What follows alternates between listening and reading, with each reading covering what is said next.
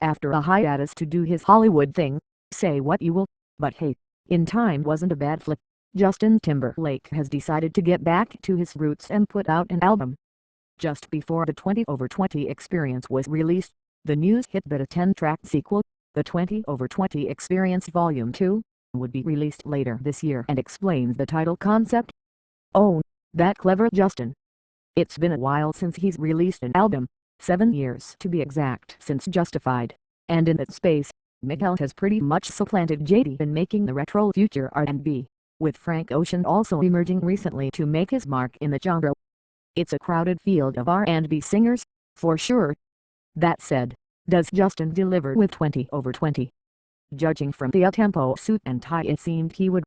Expectations went through the roof. The Timberland may delivered party jam groups like Justin's old hits Señorita, and it definitely appeased JD fans everywhere.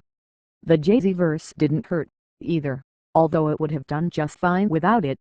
While the 20 over 20 Experience is a good album, the problem is that it's not very sonically diverse, something that was a trademark of JD's last LP, Justified. The idea of Timberland producing all 10 tracks sounds good on paper, but in reality, the tracks tend to blur together. For Strawberry Bubblegum, an 8-minute gem, there's Pusher Lover Girl, the intro to the album, which channels Miguel more than it should. Meanwhile, the album Closer, Blue Ocean Floor sounds like it was written for Frank Ocean.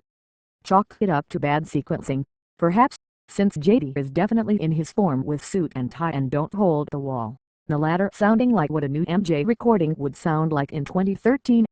The blues-infused, mid-tempo That Girl is also one of the album's better cuts.